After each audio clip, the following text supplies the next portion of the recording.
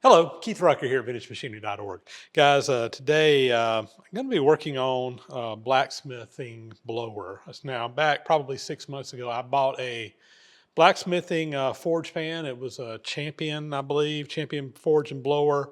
Uh, the place you would build a fire forge for blacksmithing, and it had a little hand crank on it. We took this apart, and I wanted to rebuild it, basically, just check it out, make sure everything's good. It was old, just needs some work. I've rebuilt a couple of these in the past, not one this style, but anyway, I have done some in the past, and I want to do the same thing on this one. I've got a little project actually coming up on the Jimmy DeResta bandsaw that's going to require forging a part for that saw, and I would like to use my new blacksmithing setup to do that with. So I'm going to work on this today and hopefully get this thing knocked out. Uh, I don't know if it's going to be but it's probably going to be a multi-video project because we're going to get in kind of deep on a couple of things here, but I do want to get started on it today.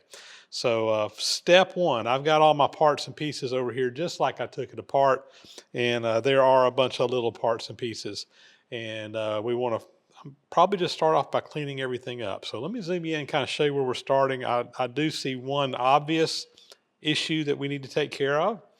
Let me show you that, and then we'll get started on restoring this blower. So these are the majority of the parts. I got a bunch of rusty hardware up here, and most of that will probably end up getting replaced. But this is the majority of the parts that came out of this blower. And again, we did take it completely apart. And first step is I just want to get it all cleaned up. And to do that, I'm probably just going to go to the wire wheel between that and my parts washer. And I'm going to just clean everything up real good. Get the rust off, get the old paint off, get whatever's on these off. Now, as far as I mentioned, I got an issue on this one large gear here. There is a broken tooth in here, and we got to decide what we want to do with that. Probably easiest thing to do is we can braze it up and just cut a new tooth in there. Other option is to make a new gear. I could make it out of a piece of solid. This has got spokes in it. If I go the spoke route, I'd have to make a pattern, have it cast, machine it. It's going to take a little bit of time to do that. I'm going to think on this. I'm not sure exactly how I want to deal with that right now. Right now, let's get these things cleaned up. I'm going to take these over to the wire wheel and just try to get as much of this old gunk off of them as we can. I've just got a wire wheel here on a grinder, and we're just going to work on getting these cleaned up.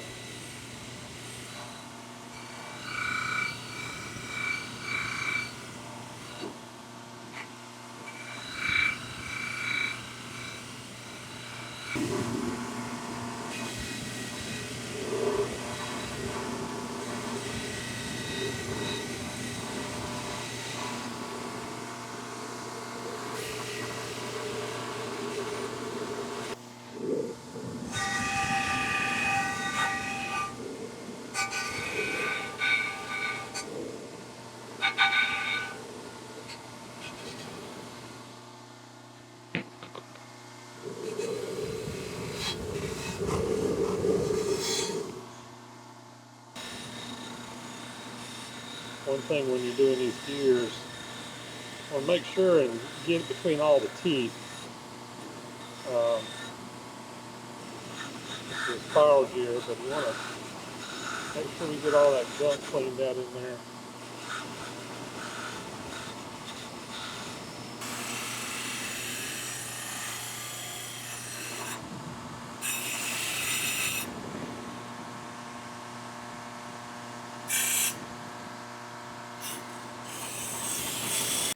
Well, I've been trying to decide what to do with this gear, and I think I've decided what I'm going to do with the gear. First off, I wanted to identify, what we had.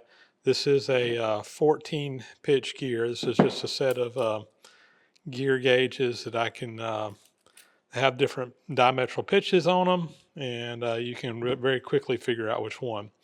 Counted them. There's 87 teeth on this. And what I think I'm going to do is instead of repairing this, we're going to make a new gear.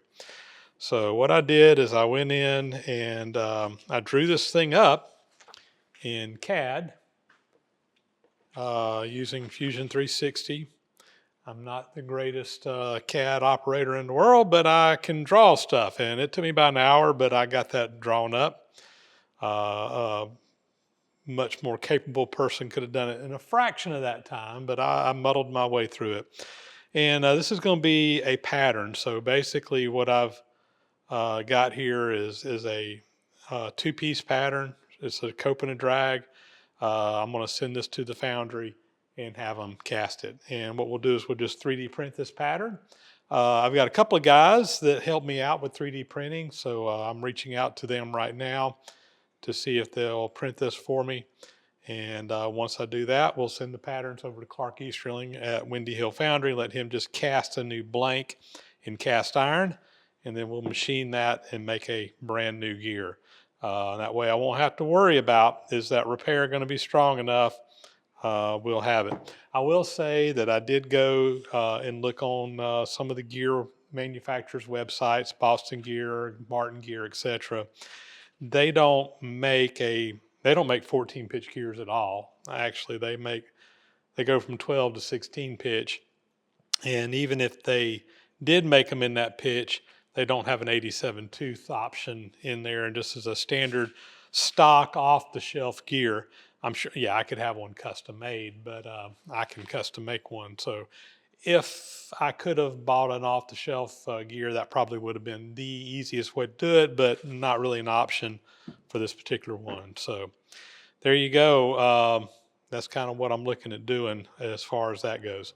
Let's see what else we can do on this project today, kind of getting things ready. Probably not a whole lot, but let's go ahead and look in here as well. So another little thing I need to get ready for that I'm not ready for right this minute. This is a little helical gear. It fits up into this shaft, and on either end it has these little cones that go in there. It's adjustable. These screw in and out. And there's ball bearings in here. And when I say ball bearings, this isn't like a press-in bearing. There's literally just ball bearings that you put in here. Put a ring of bearings in here, and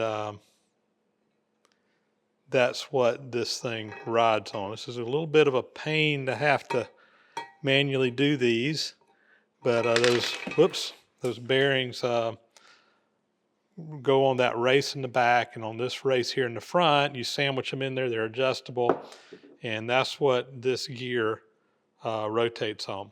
So when I got it, the ball bearings were missing on one side, and of course I pulled them out on the other side. So I need to get some new ball bearings. I measured these. These are 1/4 inch ball bearings. Very easy to find them. I can order those on McMaster-Carr. I can get a pack of 100 ball bearings for $7 and some change. Not a big problem. But I do want to replace those bearings. I don't think I've got all the ball bearings anyway. I know I don't because I was missing them on one side. So we're just going to order brand new ones and get those in so that we can get this little gear back in here and back to working. So that'll be something. But again, I need to get those parts ordered. While I'm at it, I'm just going to order new hardware. I need to figure out what hardware I need and see what I've got in stock and what I need to get ordered from McMaster-Carr on that. While I'm waiting to get the pattern back over for that gear so we can get a new one made, and by the way, it is a little bit later than when I recorded the first part of this video. I've reached out to one of my viewers and he has actually got it printed. The pattern for it is printed. It's on its way to me. I will do some sanding and prep on it, whatever, get it ready, send it over to Clark, and hopefully have a casting back here in a few weeks that we can turn into that gear and finish getting the blower restored. In the meantime, I want to get the actual forge going here. This is the forge pan that blower mounts to, and we need to do some stuff to it. Primarily, right now, dealing with the legs. So when I got this forge, it had the original legs were on it. These are just 1-inch pipe. These were just kind of bent at an angle down on the bottom that flared out, and had some bracing that went around it to stabilize it, and that's what held it all together. Fairly simple. Only problem was that the previous owners had decided that they wanted to put wheels on this forge, and they cut these legs off. They cut about 5 or 6 inches off the length of the bottoms of the legs, and they made a rolling forge. You know, they had a need for it. I'm not going to argue with the fact that they did it, but we've got to go in there. I don't need wheels on my forge. We need to remake new legs. So this is basically just a 1-inch pipe. So I went and got some brand spanking new 1-inch black pipe here. Should be the same threads. We're about to find out. There you go. Just has regular pipe threads on it. We're going to bend these, put a bend in here, put the feet back on here, make a set of 4, and get this thing standing back up. So according to the catalog, and I've got a copy of the catalog. In fact, let me zoom in and show you that. So this is a copy of the original catalog, I think dated 1922, that shows this particular forge. It is a number 71 that's actually cast in the bottom of this forge here. You can see how the blower mounts over on the side. And you can see the pipe legs coming down. You see the framework. I've got the original frames that were on there. And it looks like they just put a little bend in it, not much, and flared them out on the feet. And according to the description here, it says the height is 30 inches. I'm going to assume that's 30 inches to the top rail here. And that's what we're going to shoot for. That's about the right height that I want to make this forge anyway. So that's the game plan. Let's see if we can bend some pipe and get those flared out feet on there like we need to. To bend the pipe, I'm going to be using a pipe bender, and I was fortunate. I got a friend that has one of these, and he was gracious enough to let me use it.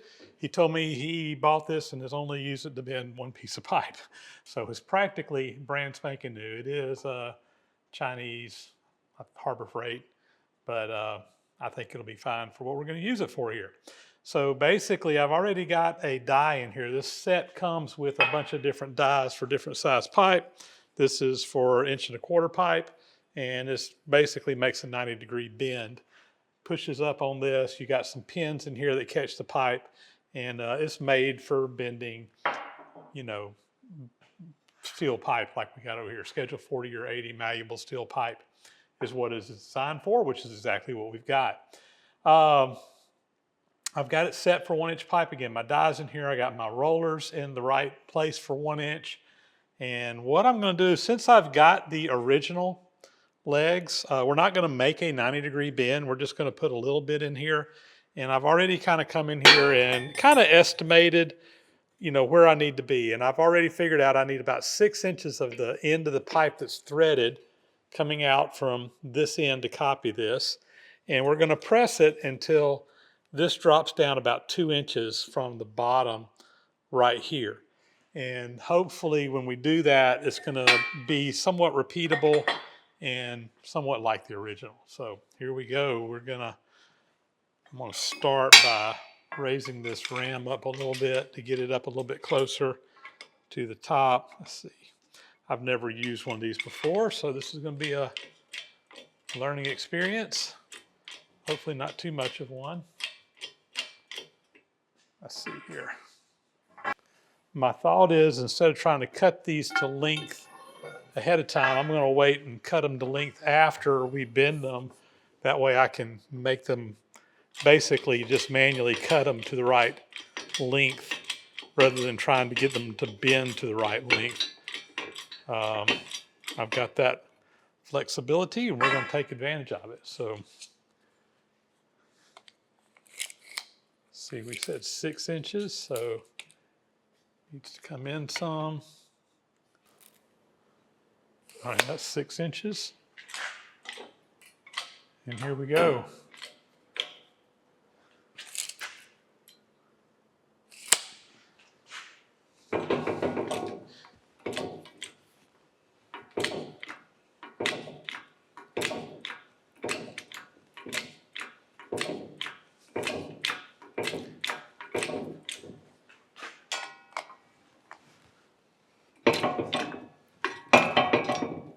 Kind of needs to be mounted more solidly than what it is, but it'll work. I'm gonna get some C-clamps and clamp this down to the table. I just don't like the way that's moving around. All right, I got that solidly clamped to the table now. I like that a lot better, much better. And we're gonna continue bending. Again, I wanna get about 2 inches here. Right now, we're just starting to get it to a measurable amount.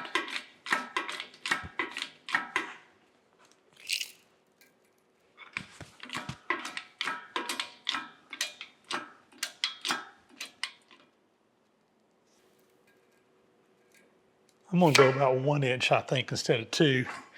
I think that's gonna be plenty of kick out on that. So let me go ahead and release this.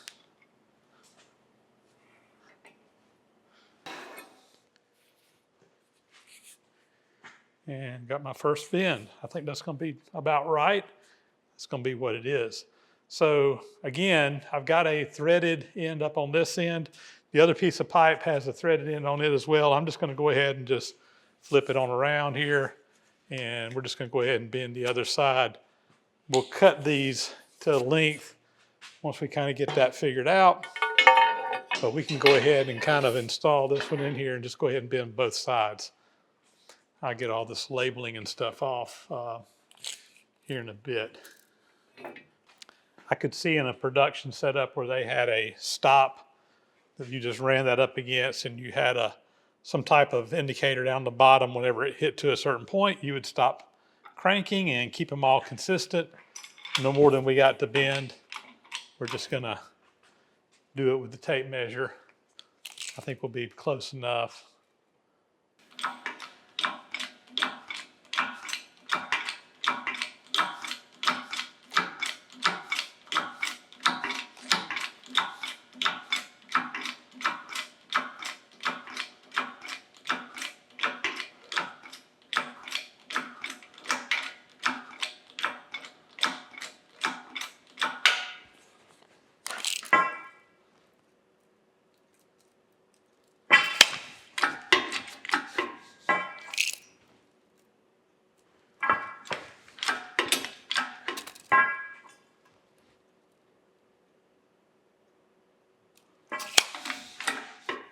I think that's good.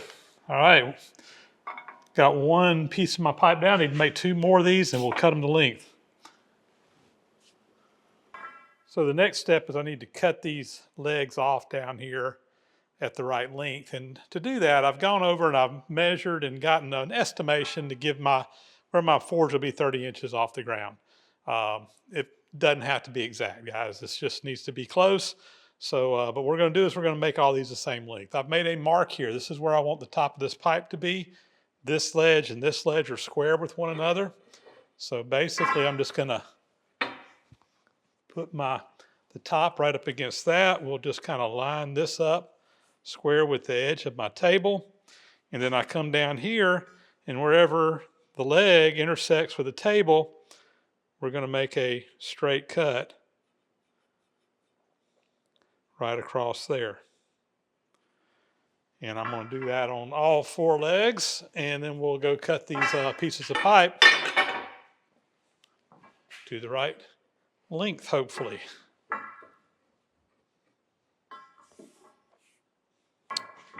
Here we go.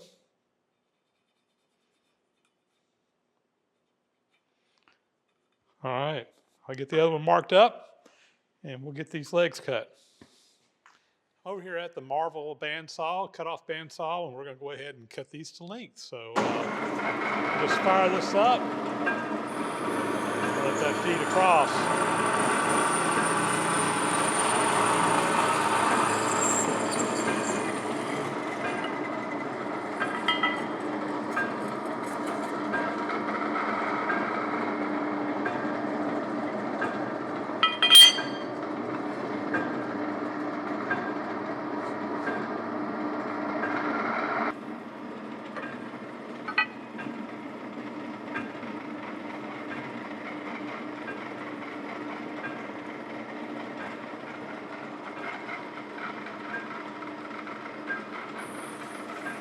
Here's the next one.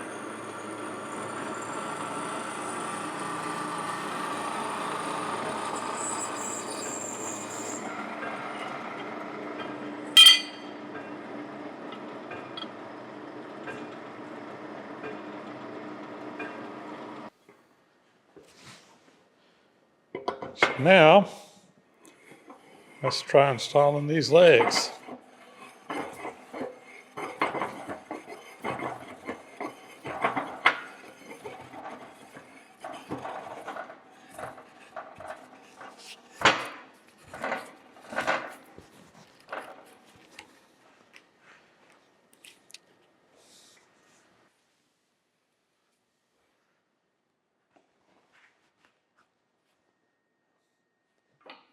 All right, one in.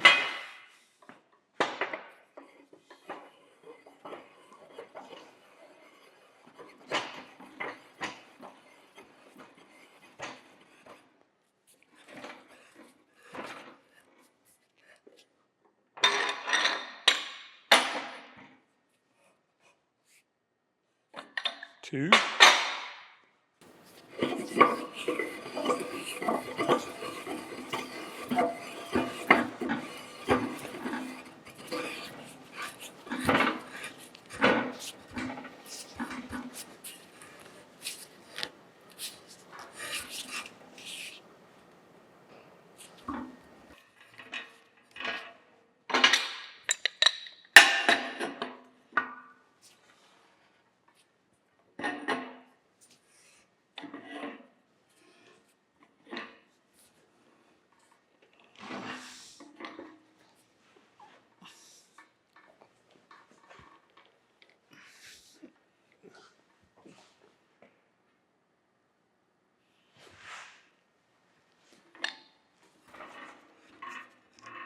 I think this one can take another turn or two. At least, yeah, this would be good right here. All right. That feels good. So originally we had some steel bracing that was on here to keep these legs from all kind of fitting together right or keep them from spreading out. The problem I'm running into is these rods, when I got them, they were all bent up. I straightened them out. They're not really fitting the new legs exactly right. And instead of trying to reuse these, I think what I'm going to do is I'm just going to order some steel and just make new ones, and we're just going to make them all fit. It'd be nice if they would just plop in place, but none of the holes are lining up like they should. And I imagine that whenever I bent them, straightened them out, I got them out of alignment or something. I don't know, but it's not a big deal. We're just going to put new metal on there. For right now, I think what I want to do is go ahead and flip this over and set it on the ground, see if it's going to sit level. If hopefully it's not off by much. If I need to make some fine adjustments, I can just kind of hit the tallest leg with a grinder and just kind of, knock it down a little bit so that it sits flat on the four legs. If one side is way out, we may have to do a turn or something, although they're all about the same distance in, more or less. So let's flip it over and see what happens. I think I'm going to do is just flip it over on the sawhorses, and then we should be able to pull the sawhorses out from under it.